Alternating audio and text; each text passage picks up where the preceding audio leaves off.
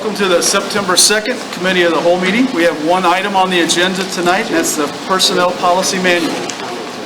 And Mr. Gabbard, would you like to lead us off this evening? Would you like me to do what? Would you like to lead us off? I know you would. I don't remember if it's you or Mr. Bonds will put it into Committee of the Whole, but whoever wants to start. The reason that I wanted to put this in, let's be clear. This, technically, this is not a council issue. This is an administrative document, and if he wanted to, the mayor could have just said, this goes into effect October 1st or September 1st, and we'd have had nothing to do with it. He was nice enough to at least bring it to us because, number one, it does a couple things. It puts a little teeth to it, gives it a little bit more support. If council was in support of it, it makes it a lot easier. Plus, when we go to the commission with this, and he can say, you know, we put this together, the department heads who this affects have all worked on this together, and council has kind of approved it, and so I think that will look good to the commission. That being said, this will be the ground rules that we have never had in our community, which is mind-boggling in itself. To think that we're in 2020 and have never had policy and procedures, that's pretty sad.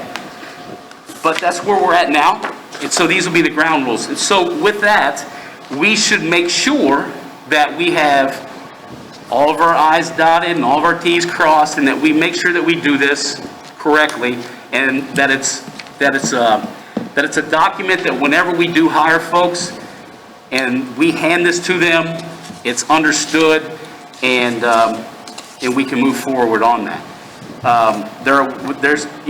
So for tonight, my thought is we all take and look through it, bring what questions that we have, and if there's any that we feel that, you know, we would like to see changed, or just questions that we need answered, that tonight would be that, and then that we can move forward, put this on, and have an ordinance and move forward. That's my thoughts at this point. Thank you. Thank you, Mr. Gabbard. I just saw Mr. Gary walk in. Did you want to speak this evening, sir? Whenever the time is right for the council, for this committee of the whole.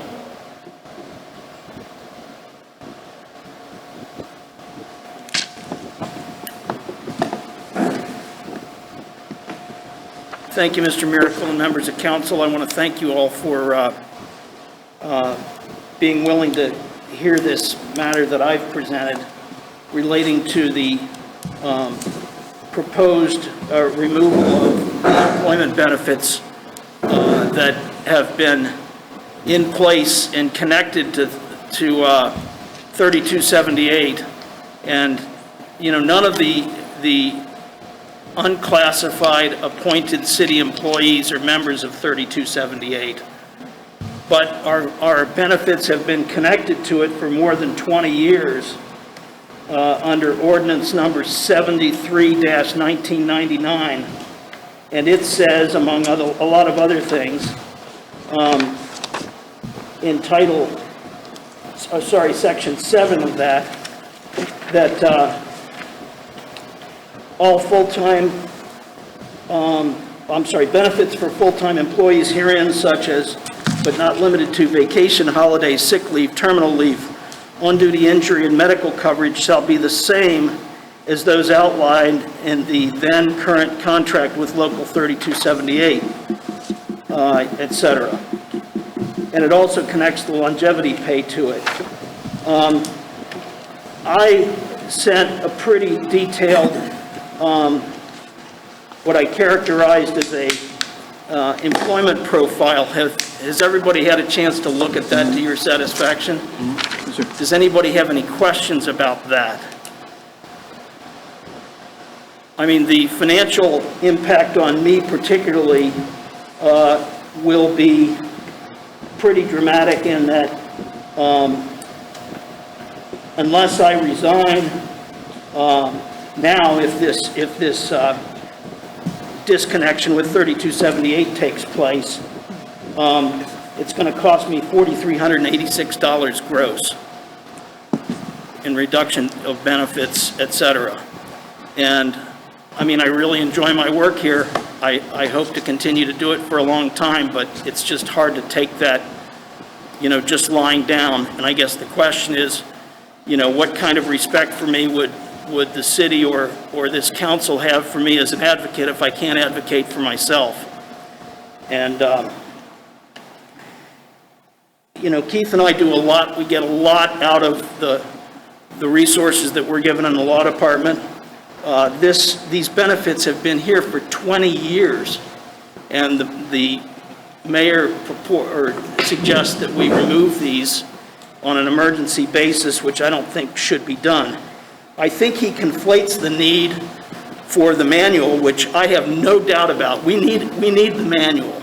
It's been a well-drafted document. It's been discussed by the department heads, the administrative department heads, auditor, law director, mayor, treasurer, but you don't necessarily have to cut the benefits of the classified employees in the course of doing that. And I think that, you know, it's just a matter of fairness, to be honest with you. Does anybody have any questions of me? Okay. Well, I'll sit down. I may ask to speak again if something provocative is said, but I'm going to sit down at this point.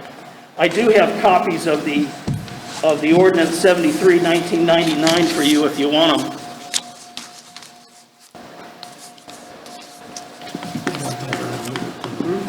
I also brought in my timesheets for the last 3.5 years because I've told you all that, you know, I put in more than 80 hours every couple of weeks, and I've got at least timesheets that say so.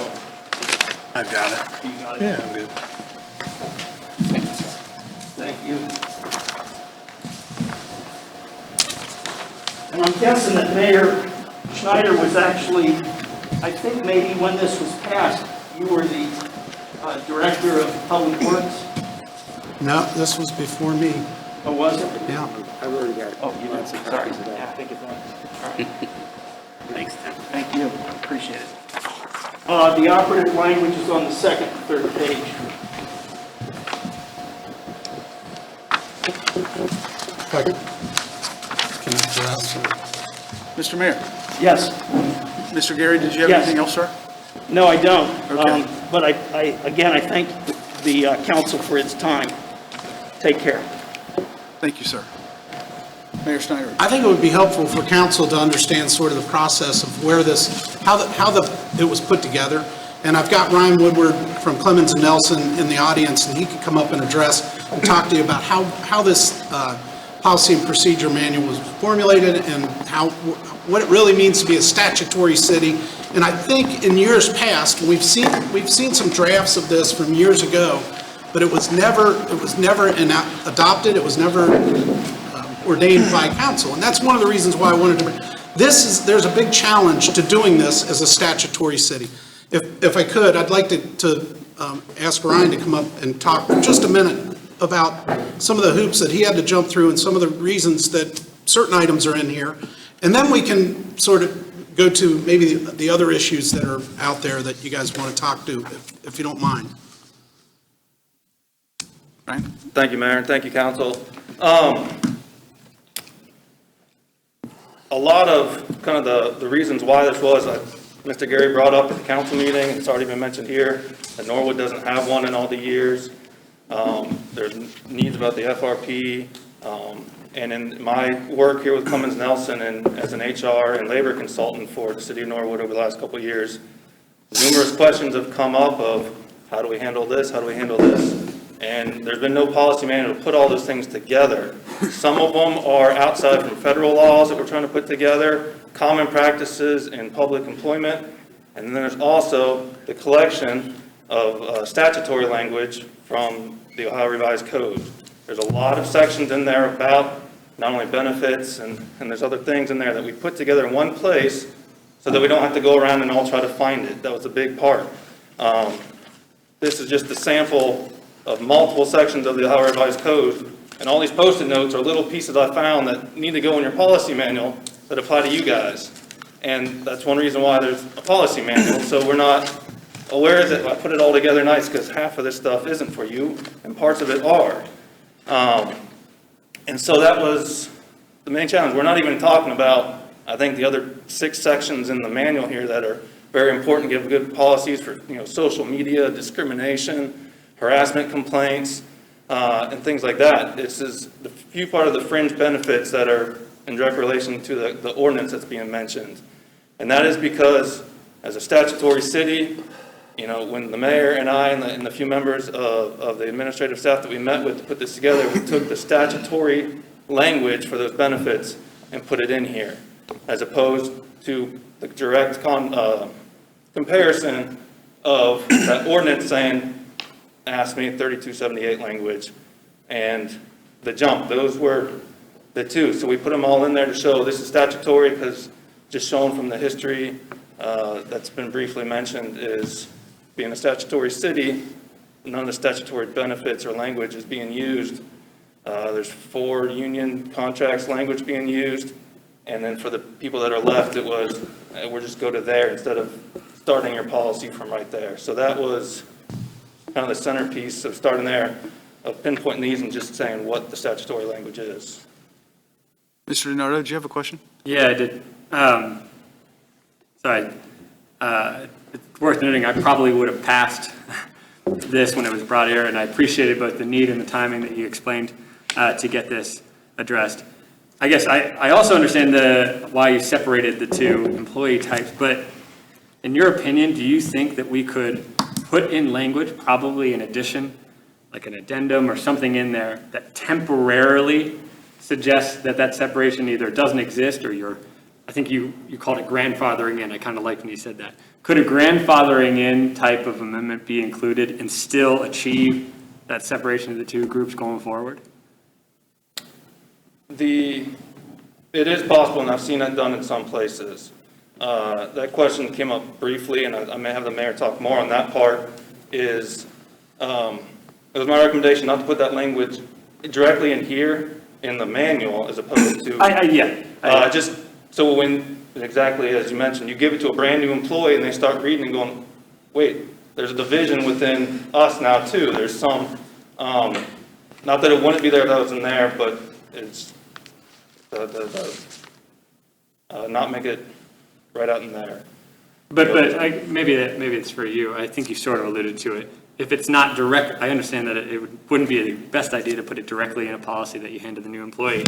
But somewhere there was a separate document that said, for this specific group at this specific time, we're grandfathering in these benefits for these reasons. You have to be specific. Yeah. Because I think that, thanks for that. I'll show it to your finish. And if I can add one more on that was, on a specific, the ordinance, as I read it, says including but not limited to, so that in itself isn't very specific too, of which ones. And so which ones would we, or the city, have if you chose to do that? I would recommend considering that. Make it more specific. Thank you, Mr. DiNardo. Mr. Bonsall, sir. Thank you so much. Where my microphone went, but thank you. They took yours out way. Yeah, right. The new message. Hey, so I just want to thank you for your work, Ryan, on all of this. I mean, it is good. I've actually read the entire document, and I've probably got about 20 things here. Some of them are just small. Like there's an ORC that's just a wrong reference. It's very close, but it's not exact. And there's there's a few websites that are wrong. So just things that need to be updated. But there are definitely some policy questions that I have, or like some, just some questions I have here.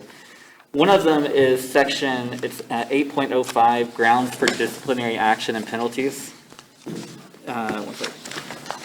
Let me get the. You have a page number? Page number, yeah, I was gonna say, I'll get that now. It's like page 148, or 146, 144, okay.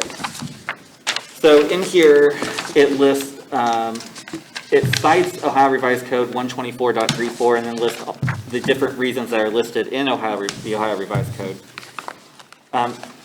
However, it's missing, there's 3 items that are that are cited in that revised code section that are left out here. And the 3 items are unsatisfactory performance, violation of any policy or work rule of the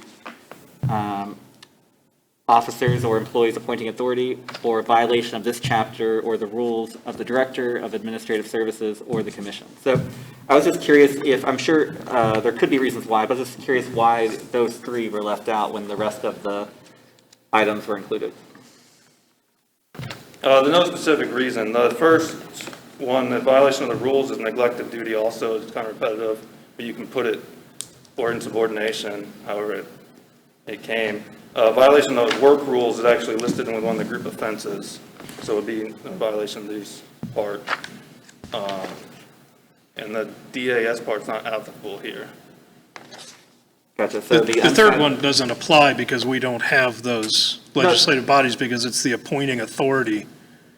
That's fine. So the unsatisfactory performance and then violation of any policy or work rule, you're saying that it doesn't need to be added, because all of the rest of the items, there's like another 10 items here. Everything else is word for word, exactly what's in there. It's just those 2 that we're missing. And the third one, that sounds like it doesn't apply. Also, just in that section 2, you have reduction here. And in the revised code, it says reduction in pay or position. And I was just wondering if we should call that out so it's known that it's reduction in pay or reduction in position as penalties here. In what section? It's the same thing. It's in that top paragraph. So it's revised code section 124.34 sets out, it's 8.05. I think it's important to understand that there were 4 people that reviewed this and went through it and signed off on it. Those are the administrative leaders. And we didn't bring it, I didn't bring it to council for each council member to look through it and try to point out where there are typos or where there are changes that were made. That was not the reason to bring it to council. And I'm hoping that we're not going to sit here and go through a bunch of typos and a bunch of changes that you see that you feel need to be changed like this, Mr. Bonzo, because that was not my intent of bringing it to council. My intent of bringing it to council was, this is what the administrative leaders of the city have worked on. This is what we agreed upon, and this is what we'd like to be adopted.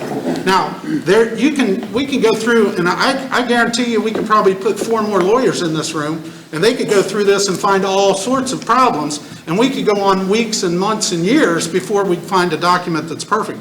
But quite frankly, that's not what we're trying to do. That's not the intention of this being in front of council. So I hope that you don't have a list on your computer there, Mr. Bonzel, and you feel like we're going to sit here and go through and justify every little step to you because you spent the midnight hour going through it and trying to find mistakes in it or irregularities. I think that every place in here, there are areas that cover certain things and then other areas they don't. And it's very hard to say, well, we didn't put insubordination in this one because it's covered in this one. And I'm not sure we're in a position to sit here and defend every one of those instances where you could stay up at 2 o'clock in the morning and say, aha, here's an area that I should bring up.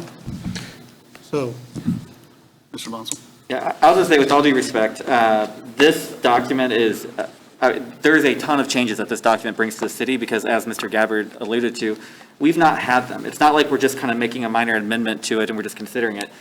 We're making some substantial changes to how the city operates here. And so with all due respect, yeah, I think I am going to ask questions. And if you want my support for this, then yes, I'm going to ask about it. I want it to be the best document that it can be. Now, the grammatical errors that I found, the spelling errors, and I can send those to you and we can get those updated. But the policy position or the questions on that, no, I'd like to ask about it. And if you choose not to answer, you can choose not to answer. But I want to bring it to the attention. That's why we're here in committee. So, Sorry. If I may. I'd also like to point out, you brought this to council, and you wanted us to approve an ordinance based on this. So if you're willing to take that step and you're going to hear what we have to say about it, you could have chosen not to do that, but you didn't, and I appreciate that. But to come in here and tell us that you brought us a document that you wanted us to pass without looking over it and giving our input on it, via an ordinance, is not the way that I think this council chooses to work. And it's not the way this city should work. So I appreciate all the work that's gone into this, and I know there's so much, and I know that we need to get it passed. And I'm not saying, I'm not against any of this, but I find it very disheartening that you would come in here and tell us that, no, I don't want you to look over this and give me your thoughts about this. I just want you to pass it. It's not the way council works. It's not the way I work. delivered it to all of you. And that's not, when you say that, that's not absolutely true. I hand-delivered this to every council member prior to the council meeting. I made sure that it got to every council member to take a look at it. And I sent out emails saying, give me a call, let's talk about it, let's do it. But I heard nothing. So that part's disheartening to me when I do, and granted, I gave it to you on the weekend before the council meeting, I understand. But it's also part of, well, I'm trying to communicate with council. To say that I'm asking you to pass them, I didn't sit this in front of you at a council meeting, which has been done by previous mayors, and said, pass this. I did not do that. Clearly, you guys had some time to look at it. I'm not saying that we can't go through certain issues, but I'm saying if every person here went through this and wants to go through every question, we're going to have a long meeting. So If I may, I'd like to respond, please. Mr. Johnson. I understand that, but I've lost my train of thought, I'm sorry. You bring this to us, and it doesn't really matter if it was 2 days before a council meeting, 3 days before council. We're a body that acts together, so when we discuss things, we have to do it together. If we don't, it's illegal. So we didn't discuss this at the last council meeting. We chose to put it into committee so we can discuss this together. That's what we're doing. You're getting angry at the process. You've gotten angry at the processes that we do before. I understand it's frustrating that things take time. But we have to go through the processes that we have. I absolutely understand your frustration. I'm not trying to harp on it. We have to be allowed to do the stuff that we have to do, because in the end, we're going to vote yes or no on this, and we have to live with that decision. Thank you, Mr. I'm not angry, and if I seem angry, I'm not angry. I am frustrated that there are times where I feel like there should be more one-on-one communication. And when I say I feel like at times council members don't even contact me because they're afraid they're overstepping some boundaries, and you can clearly talk to the mayor at any time. And well, some of you do numerous times, but in certain situations, it seems like council at times clams up and that they got to wait until, and it's like, why? Why not get some of your questions answered prior to it? So I apologize if I seem like I'm angry. I'm not angry. I am a little frustrated. I'd like to see it move forward quickly, and so Thank you, Mr. Mayor. I understand, thanks. If I could speak specifically to the area that is being discussed. There are areas within this that refer to Ohio Revised Code. When we reviewed those areas, when we looked at those sections and we found redundancies, or we found, as in number 3 that was mentioned, something that is not applicable to our city, we crossed it out because we went through this several times. So if you're looking at Ohio Revised Code and you're looking for the exact same language, there may be some things that we did remove because they don't apply to our city. Now, in that way, this has been edited multiple times. So if you're going through and you're looking and you're trying to find the language to match exactly, yeah, you're going to find a lot of differences there. Because we really tried to mold this to what would be applicable to our employees. And this document is 2 major purposes. One, it protects the city. The other, it protects our employees. It sets the rules and the groundwork. And looking at 2 words that mean close to the same thing or something that's being addressed somewhere else, in order to pare this down and make it more digestible, there were certain words that were removed that we just found were redundant or not applicable. Thank you, Mr. Tiff. Mr. Kelch. Yeah, Mr. President. I would also like to note that there's only, to my knowledge, 3 people in this room that have law degrees, and that's Mr. Moore, Mr. Gary, and this gentleman here. Not to mention the other 4 attorneys, I guess, that looked at this, who probably looked at, like, does this Ohio Revised Code match this wording, blah, blah. So I think it'd be better use of our time as a committee here to not try to argue those and to kind of say, is this a document we like? What don't we like about it? Not get into the law part of it. Because I've not heard any of these attorneys argue anything of legal standing or anything like that.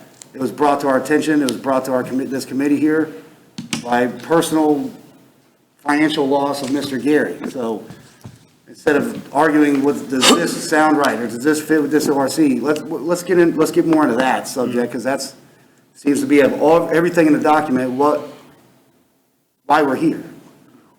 Do we like that aspect or not? Thank you, Mr. Mr. Coach. Chair.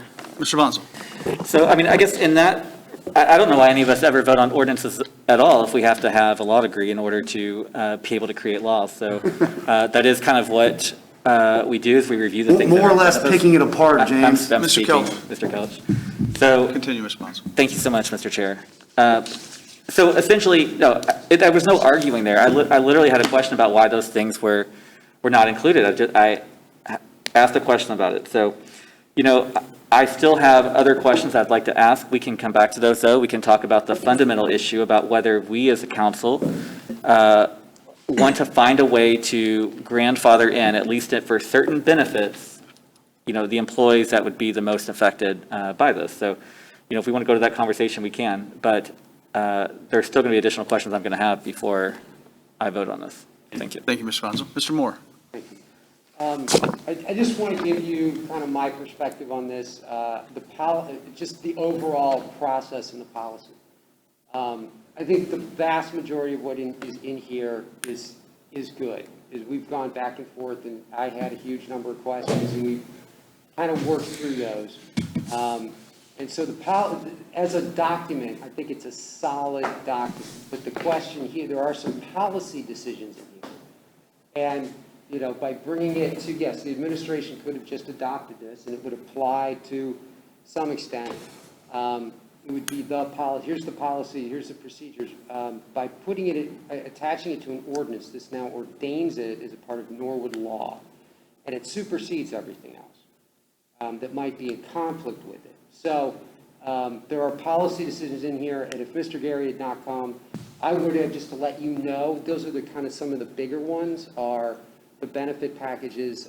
There are things about how appointed employees can get raises, and there are some other things in there. The vast majority of it is basically either here's the way we handle, as a general matter, disciplinary policies under, basically with the union employees that we have, because most of the employees are union employees. Most of the appointed positions, if you don't like what they're doing, you just fire them. But as far as the policy, the idea here is to set, this is what Norwood feels, this is Norwood's policy on employee relations. This is what we would like, the way we would like to handle the relations for all of our employees. Now, we understand there are union contracts and civil service rules that have priority, but this is what the city of Norwood desires to be the policy for employees. And then the goal is then to move on as we work through civil service, we work through union contracts. This is what we want employer relations to be. So that's the document that's in front of you. So I'm glad that there was a little chance to read through it. It took me more than a week to get through the whole thing. I'm glad there was a little more time for council to take a look and see what's in there. So that's just a couple of things off the top of my head as far as this process. So, and I think that having Ryan here is good because he's the one that essentially wrote it, and he's the one to go to for questions.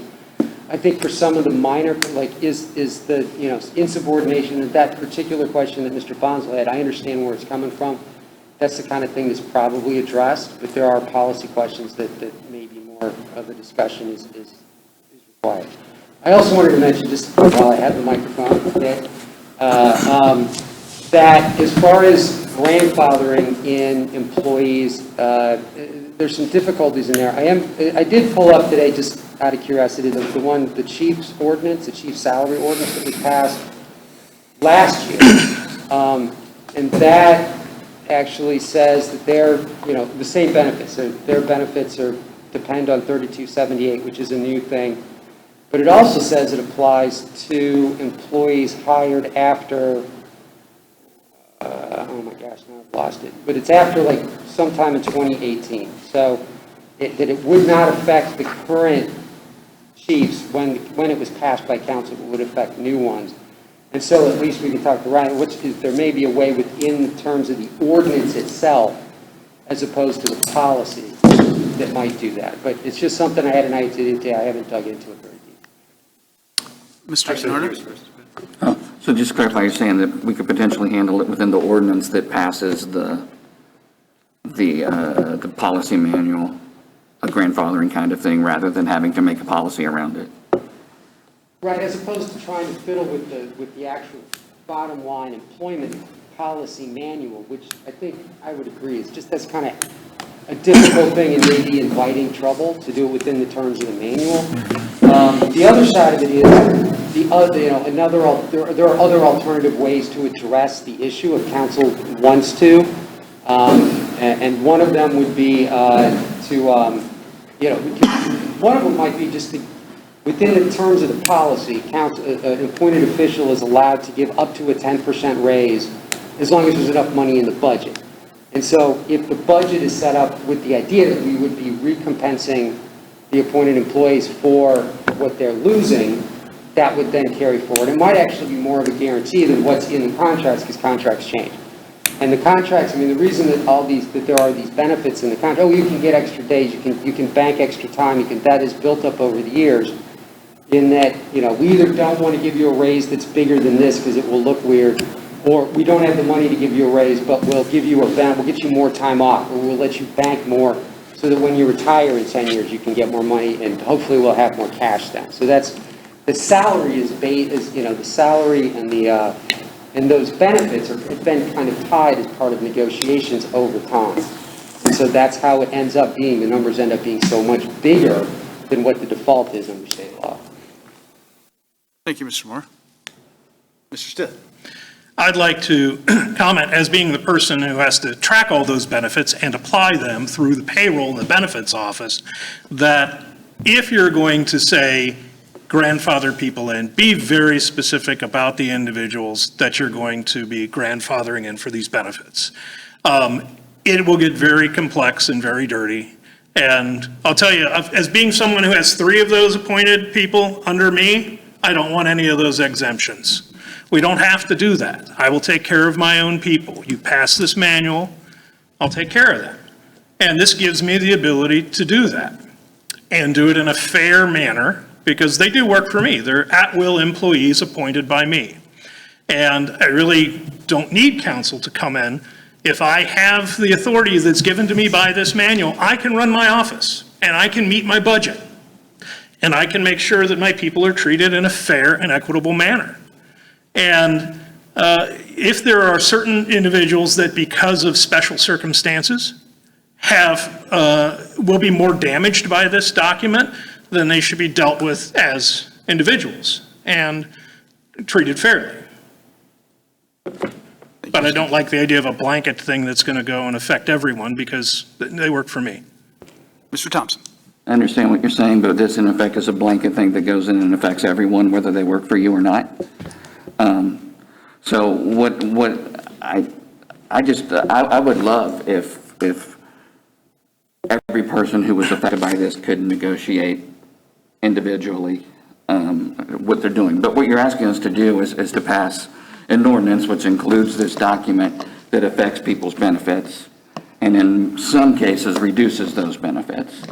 That happens without the benefit of those people negotiating with you or whomever their advisors are. They are at-will employees. They work for me and they're appointed by me. The idea that they would be tied to a union contract is bad. Right, but they are tied to a certain set of expectations that they've been working under for a number of years.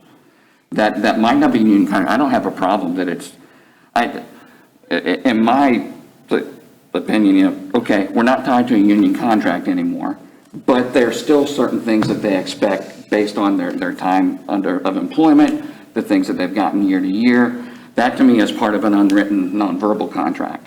I don't know if that's legal. I'm just spitballing, but that to me is what that is a part of. So what you're asking us to do is to come in here and undo what is in that sort of nonverbal contract with our employees, because I don't believe we have contracts with our And- appointed employees. And we're talking about a very small group of people, that Yeah. the majority of work for, two people sitting at this table. And the majority of actually are working for the city for less than 5 years, I would say. That's fine, I don't care that it's and- a small group of people, it's still people, Yeah, and it's still their livelihood.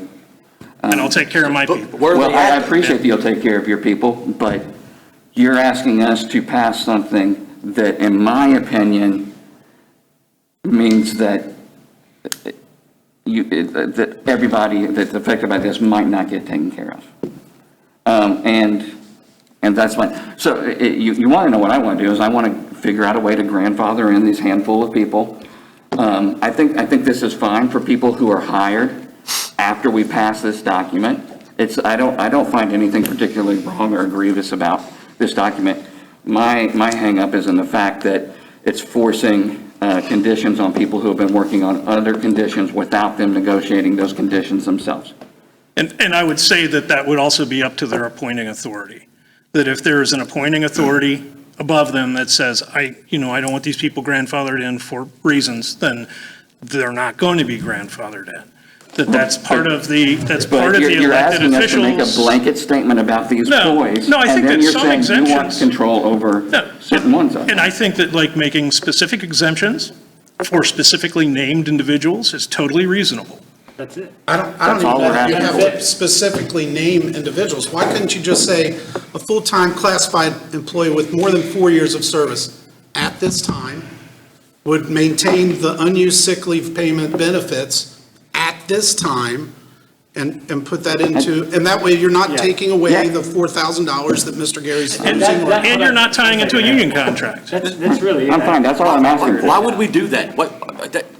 No, Benefits I'll change say every why. day. Benefits change every day. Why Well, would, but this is. Because we have the ability where are to these not. people at? We've got one, and with all due respect, we've got Mr. Gary here, and I feel for his situation, but where are these people at? Have someone instructed you to speak for them today? Because I don't see anybody else here advocating not to do this. Mr. Braden, Mr. DeNardo's had his hand up for quite some time. I think that what you said was really trying to figure out the language. And I actually don't think when we really break down, maybe Mr. Braden is going to disagree with me, but I got the sense from the last meeting that there wasn't a whole lot of opposition from being very specific for, you listed them out, Mr. Mayor, when you said, 3 worked for me, 2 under you, 1 was under you, and you listed them out, and we said, that's all we're going to talk about. We're talking about a very small group of people. We'll be specific in however we're advised to be specific about, whether that's a name, whether that's a position and a tenure, whatever that is, let's list it out. We vote on that, we pass that, and now we've allowed the main substance of the document, for most of us, maybe not James, but for the most of us to be okay with. And we've achieved the ability to specifically handle something we're worried about, which is a small dollar figure in the grand scheme of things, but I think it's a little bit of a branch to say, we care about this, and we had whether it was written or whether it was just an assumed agreement with these folks, it's handled. And that's it. So I don't know if we need to get too upset or why do we need to do this. It's a good thing to do, and I don't think it has a huge lasting impact on it. I think it's pretty simple. It's fair. It's fair. That's a great way to say it. But we don't need to get too fired up. That's the point of it. It's We don't need to a get too fair happy. thing to do. Mr. Braden? Thank you. I don't want to get too fired up. I can tell you that I've lived in Norwood for 50 years, and I know that it's going to take some hard decisions to move us forward, and this might be one of them. So, I know that benefits change every single day. My wife comes home and says, hey, they cut my insurance and they cut this, and she has no input whatsoever. So I feel for the people that it affects, but what about Norwood and what we need and what's right for Norwood? Can we make the tough decisions that we're elected to make? And this is one of them, so. Thank you, Mr. Braden. Mr. Bonzo? I just wanted to respond to the thing, well, why aren't these people here? Well, these are at-will employees, and it's obvious that there's 2 departments that are here, the auditor's office and the mayor, that are very supportive of this and did not want to see any changes. So if you're an at-will employee, why would you come and speak up and potentially risk getting fired because you spoke up against something that your boss that is the sole determiner of whether you keep employed or not keep employed, opposes. So I just want to say that, like, it's not surprising the fact that maybe Mr. Zimmerman specifically, I haven't talked to him, I don't know how he feels about this, but he's been at the city for 20-something years. He will be significantly affected by this. Didn't he just get a big raise? He Disagree. Yeah, he will be significantly affected. Disagree. Hold on a second. Mr. Bonzo, please continue. Thank you. He'll be significantly affected by this, but he's not going to come here and come tell us, like. Why not? Because again, you think he probably wants to keep his job, because right now he doesn't have the union protections that he did, because now he's serving in a management role. So. Mr. Gabbard. Let's keep one thing in check here. Mr. Stiss says they're at will point. These are appointed people. These are not career positions, or they shouldn't be. You go into this position thinking, I might have this for 4 years. If he gets elected and he wants to keep me, I might stay on longer. I've talked to 3 of the 4 horsemen. I didn't get a chance to talk with Keith, and I apologize for that. My time got away from me. But of the other 3 department heads, they all don't have a problem with this. I spoke with Mr. Zimmerman. He didn't have a problem with this at all. The only thing that he had, and it doesn't affect him, the sick time doesn't affect him. The only person this affects is Mr. Gary. That's it. That's the only one. All the other ones aren't even close to maxing out on anything, not even remotely close. So the only person it affects is Mr. Gary. Mr. Zimmerman, the only thing that he said was he thought it would be fair that at 5, you keep 3 weeks of vacation at your 5 year instead of moving it to 8. That's the only thing that he didn't think was that he thought should not change. But everything else he was okay with. And then talking, like I said, with the other 3 department heads, and I did get a chance to talk with Keith, personally, but they all said the same thing. My employees I'm good with this, as far as what we do. So I do agree that we do need to look at Mr. Gary. Now, that's either we pay him down to the max, we pay him out like down to the max and then say, look, you're at your max and we go forward from there, or we do some sort of an exemption. That's the part that I think that we need to work out. And sounding from others, that sounds like that's what we're in understanding. How do we go about that? Because there's only one employee that this really affects. Now, I will also say the reason Mr. Gary is at that max is because he brought a whole lot of stuff from the county, which I personally don't agree with. That's not true. That is absolutely not true. Okay, that's what I was instructed, but, or from the prosecutors, huh? No. All the sick time has been earned with the city of Norwood. Well, there you go. So I stand corrected. Thank you for correcting that. So at which point, he's the only one we need to work on. And let's see how let's work that out to see how, or make our suggestion to the mayor as to how we work that out. And then I think we got a done deal. Thank you, Mr. Gabbard. Mr. Bonzo. Thank you, Mr. President. I would be curious if potentially you might entertain us hearing from Mr. Gary to see if he believes that he's the only employee that's affected by this. Mr. Gary, You think you could come forward, speak on please. Is he now the spokesman for all the other I mean, employees? it's okay if we don't want to, if we don't want to hear from I mean, Mr. I'm just Gary. curious, is that what you're saying, that he's now the spokesman? I just asked if we'd be willing to entertain. I mean, it's okay if not, don't worry. Be irrelevant. I don't represent any of these other unclassified employees. I'm here for myself.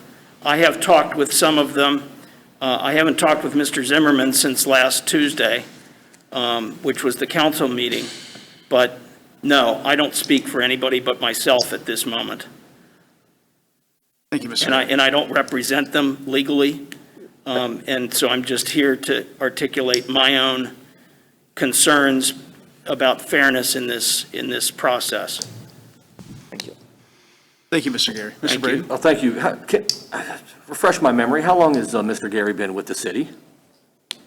How long have you been with the city, sir? 4 years, 8 months, and 2 days. Okay. Previous. So with so the the city effect, so before this is that? affecting your sick It was- time and your vacation time? It was 4 years as the elected law director, and I didn't get sick time for that, just as Mr. Moore doesn't, Mayor Schneider doesn't, Mr. Stiff doesn't, et cetera. I appreciate that, thank you. Sure. Thank you. I But this is appreciate just that. for the 4 years, 8 months and 2 days. Thank you, Mr. Gary. Just, nobody wants to do, take any benefits away from anybody here, but the fact of the matter remains that it happens every day, and what's best for the city is what we have to look at, not what's best for, unfortunately, not what's best for Mr. Garrett. We have to look what's best for the city here, and making hard decisions is what we have to do here. What is excessive? Is it excessive? Are we trying to curb excessive amounts of sick time and vacation time here? I don't know. I'm asking. Someone can enlighten me on that. Is it excessive? And if it is, why wouldn't we stop that? Thank you, Mr. Braden. Mr. Bonzo?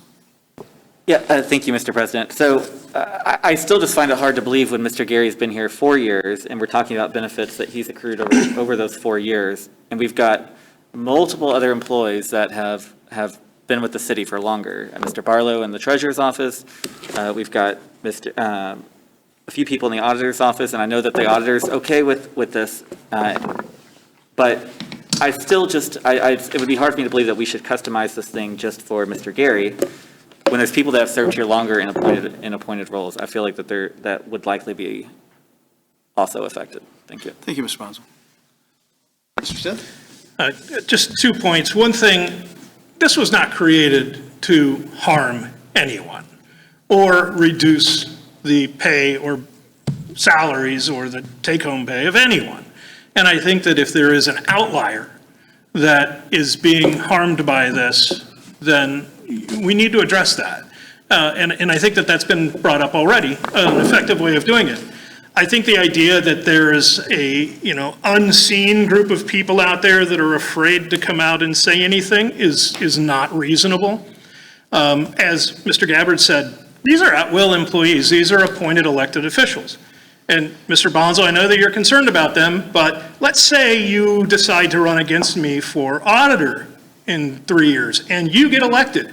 Are you going to worry about the welfare of my 4 people in my office and keep them on if you become the new auditor? No, you're going to come in and clean house. These people work because they're elected officials, get elected, and appoint them. And they stay and they work at the will of that elected official and fall under their protection for that reason. So there's a loyalty that goes on a two-way street for that. And to think that somebody's afraid to say something because they might lose their job really is insulting to those employees and to their appointing authority. So I think we should move forward. I'm not even a member of your group. I'm just here to talk on this, but you guys got a good idea. Valid point. Right? Valid point. It's really easy. I think you, Mr. we don't need to go too far. I know I'm trying to sound like a kumbaya. I'm not. I'm just saying,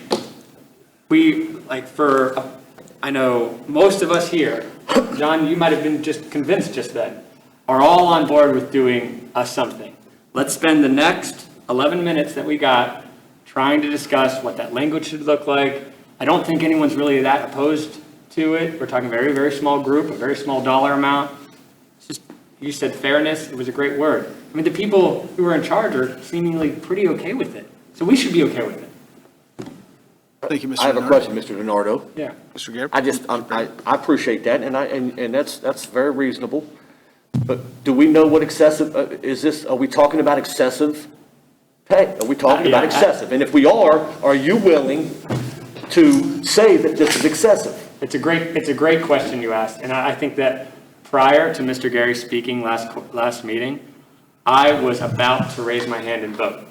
So me about to do that says I didn't think anything in here was excessive, egregious, or that wrong, typos or otherwise. I was actually really fine with it. It wasn't until I learned that it could unintentionally, and I really believe unintentionally, impact somebody, that I thought, okay, actually, Gabby brought it up, and it was a great comment. Hey, we can take a week, we can come here, we can write some language that fixes a very specific issue, and then we're all good. And then I'll go back to raising my hand and voting for it just like I was about to. And I think, I saw a lot of head nods last meeting. I'm not going to call you out, but you all said like, yeah, that sounds pretty good. Let's not overcomplicate it, is what I'm trying to say. Thank you, Mr. Donato. Mr. Kelch? Thank you, Mr. President. Yeah, I had very similar talks as Gabby, and I too, at the last meeting, wanted to see this go a different route like it is now, after Mr. Gary spoke. Since then, I've had some talks like Mr. Gabbard has, and I've learned that, well, this isn't just a dollar and cents amount people are losing, it's benefits. It's what I found to be kind of an excess in benefits, as Mr. Breeden kind of alluded to.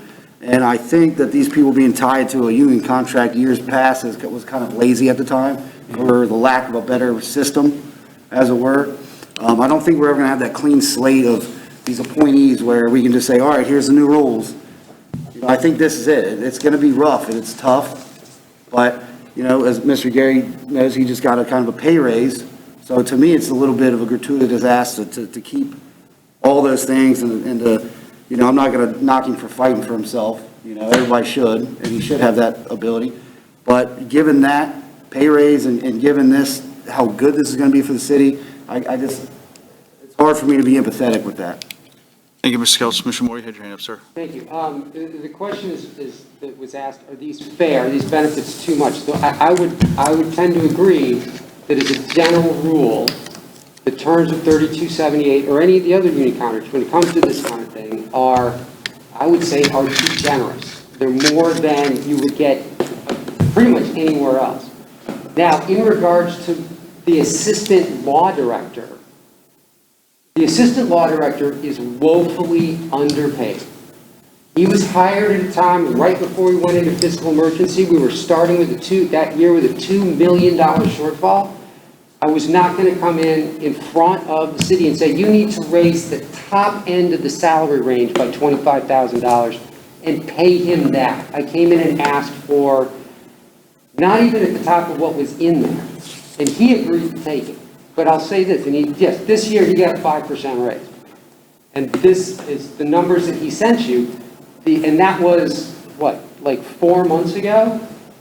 4 months ago, he got a 5% raise, his first increase since he started. And now what we have in front of us is going to take away more than he got from that raise.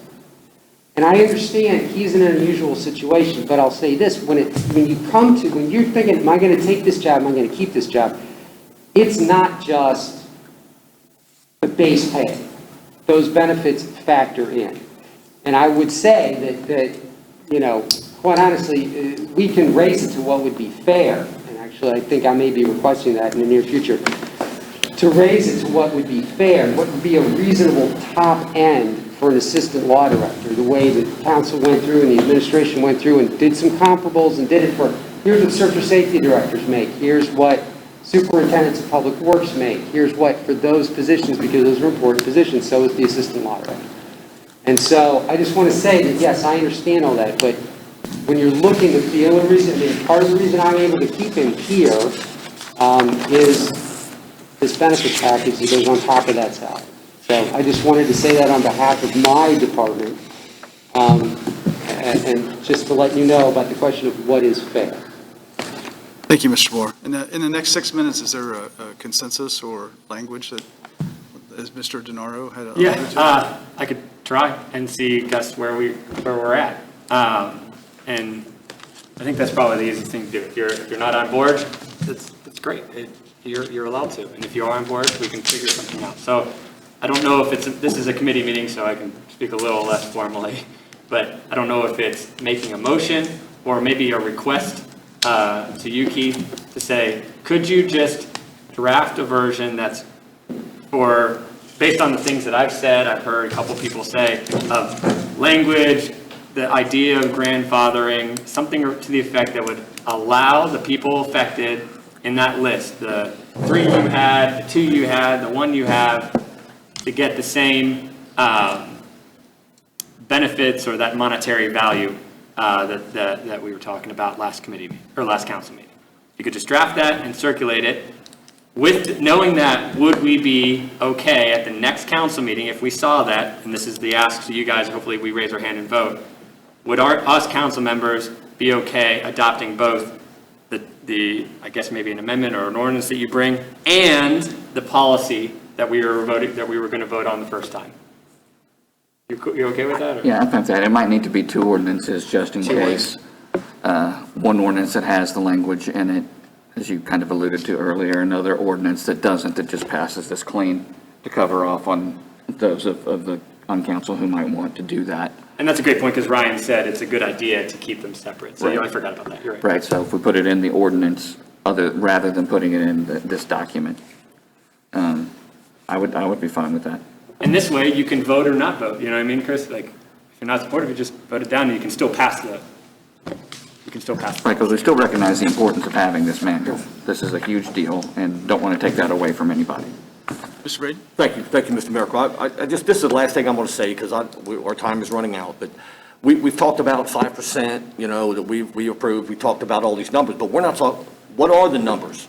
And I'm trying to respect, we don't want to talk about people's pay, but what are the numbers that we're talking about? What is the pay that he gets now? He said he's going to lose, I don't know, $4,000, but what is his pay now? I think you sent. It was on the letter that he sent. So, but we're not discussing that, we're just going percentage, and so, I mean, it's, Yeah. we're talking about, Sorry, John, you were. and some of us are It's all excessive, within the thinks it's FRP, excessive, so. that's the key, right. I can't believe that we've got a lawyer for the price that we pay. I think it's kind of ridiculous. And I Well, think, that's your opinion, okay. I mean, seriously. It's the second one, but okay. Mr. Stith had a Just comment. to understand that if you make an exemption, and it's within the FRP, you're not given anything additional that's not already in the fiscal recovery plan. This is budgeted the way it is right now, and all we're doing is saying for this individual, it continues to be that way. So it doesn't violate our plan at all. Thank you, Mr. Stith. Did you have your hand up, Mr. Gabbard? Yeah, just a point of clarity. So the ordinance that you're asking for is a grandfather in all current? Well, I think it's 10. Correct me if it's not. I thought it was 10 employees. Yes, that's exactly what I'm asking for. You don't even have to do all 10. It only didn't affects ask. 4 of them. Why not say these 4 employees that have more than 4 years' service with the city? I like that. You'd be on if board we with can- that? I'd be on board with If that. we can narrow it down to the specific number or whomever they are, I don't know who they Yeah, are or there's what they're. not that many that have been there. What about the people that's here tonight that's worried about it? The other people that seem like they're not really concerned about this. Who's that? They're not here. What are you talking But there's only so many that it applies to, Okay. the maximum 4. Yeah. And most of that's those are great. minimal Just put amounts. it to those 4. That's great. There's just been one major outlier. I'm good with that. I'd be on board. Okay? Any other major issues on this? Other than that, I'm good. I know we're running out of time. I just wanted to say, other than that specific issue, I'm good with the rest of the policy as it is. Mr. Bonzo? Yeah, I just want to say, again, I feel that if somebody puts something in front of me to read and to understand, I'm going to do it, and I do not appreciate, again, just want to make this noted, I don't appreciate being demonized for doing that. I do have some additional questions. I'm going to reach out to the mayor to ask them. That will determine whether I vote yes or no on this on Tuesday. But there's some major policy changes in here. I mean, just the vacation time alone is a policy change. I don't know of that many employers that you're there 7 years and you still only get 2 weeks of vacation. So, Oh, I can list you a whole bunch. well, that might be so, but it's not where I work. So. All the hospitals are like, Well, gotcha. So anyways, that's why I'll bring that up and then I'll just let you know how it goes on Tuesday. Great, thank you, Mr. Bonzo. Yeah. Thank you, everyone. And we are at 7:30, so we're adjourned. Thanks.